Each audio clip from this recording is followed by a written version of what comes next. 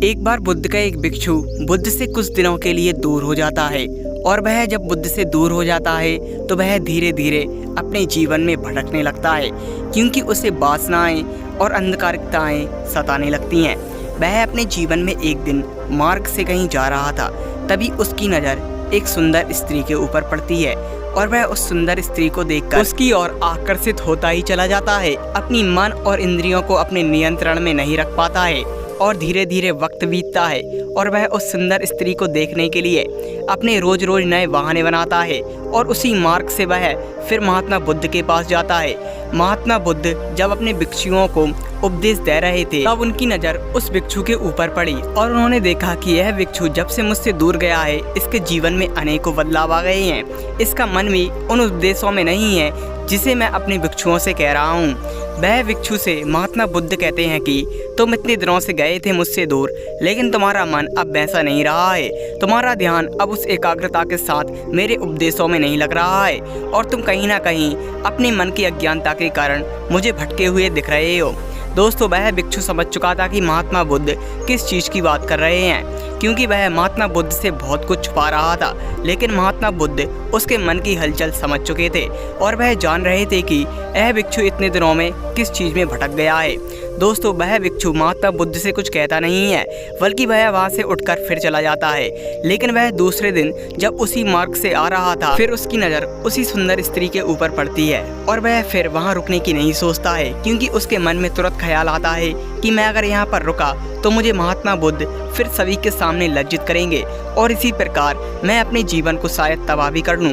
लेकिन उसका नकारात्मक मन नहीं मानता है और वह फिर उसे उस सुंदर स्त्री के आकर्षण की ओर आकर्षित करता है। वह बौद्ध भिक्षु भी फिर से उसे रुककर देखने लगता है। इस बार बौद्ध भिक्षु अपने मन को अपने नियंत्रण में नहीं रख पाता है और वह सुंदर स्त्री के सुंदरता पर इतना आकर्षित हो जाता है कि वह दोस्तों सुंदर स्त्री के पास जाकर उससे कहता है कि मैं तुम्हारी सुंदरता पर आकर्षित हूँ और मैं तुमसे प्रेम करने लगा हूँ। लेकिन वह सुंदर स्त्री उस बौद्ध भिक्षु से कहती है कि मैं तुम्हें नहीं जानती हूँ और तुम कौन हो? तुम तो एक सन्यासी मालूम पड़ते हो और तुम यह सब बातें कह रहे हो जो तुम्हारे ऊपर शोभा नहीं दे रही हैं। वह बौद्ध भिक्षु को वहीं लज्जित कर जाती है और वहाँ से चली जाती है।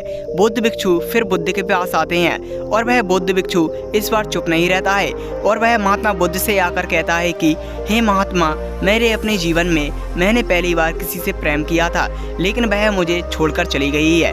वह मुझसे कहती है कि तुम एक सन्यासी हो और तुम्हारे जीवन में प्रेम करना शोभा नहीं देता है, क्योंकि महापुरुषों की कोई प्रेमिकाएं नहीं होती हैं। वह बौद्ध भिक्षु महात्मा बुद्ध से पूछता है कि यह सत्य है महात्मा कि सन्यासी कभी किसी से प्रेम नहीं कर सकता है और महापुरुषों की कभी कोई प्रेमिकाएं नहीं होती हैं।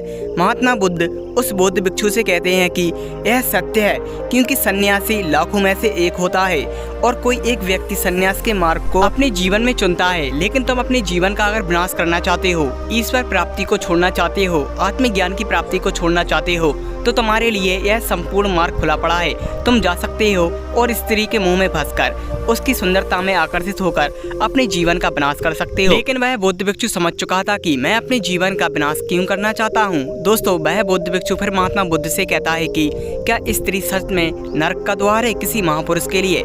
महात्मा बुद्ध उस बौद्ध भिक्षु से कहते हैं कि जो इंसान स्त्री की ओर आकर्षित हो जाता है, उसकी सुंदरता की मुंह में फंस जाता है, वह अपने जीवन में जरूर ब्रह्मचर्य नष्ट करता है और ऐसा इंसान अपनी संपूर्ण शक्तियों का त्याग कर देता है। लेकिन जो अपने जीवन में ब्रह्मचर्य का पालन करते हैं, अपने मन और इंद्रियों को अपने नियंत्रण में रखते हैं, वह कभी किसी की सुंदरता की ओर आकर्षित नहीं होते हैं और वह कभी किसी की मुंह में ना फंसकर अपने जीवन का त्याग नहीं करते हैं।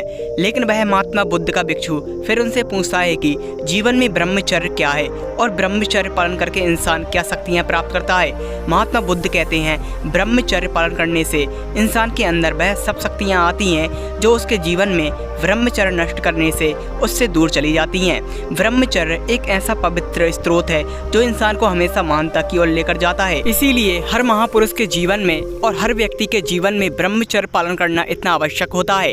दोस्तों, अगर आप भी अपने जीवन में ब्रह्मचर्य का पालन करना चाहते हैं तो किसी भी स्त्री के मुंह में ना फंसे। प्रेम करना गलत नहीं है, लेकिन अपने जीवन में ब्रह्मचर्य पालन करना और उसके जीवन में ब्रह्मचर्य नष्ट करना वह बहुत गलत है। दोस्तों, अगर आप भी अपने जीवन में कोई लक्ष्य लेकर चल रहे हैं तो ब्रह्मचर्य का पालन करिए, किसी की ओर आकर्षित मत होइए, अपने मन और इंद्रियों को अपने बस में रखिए। आप भी अपने जीवन के लक्ष्य में महान सफलता पाएंगे।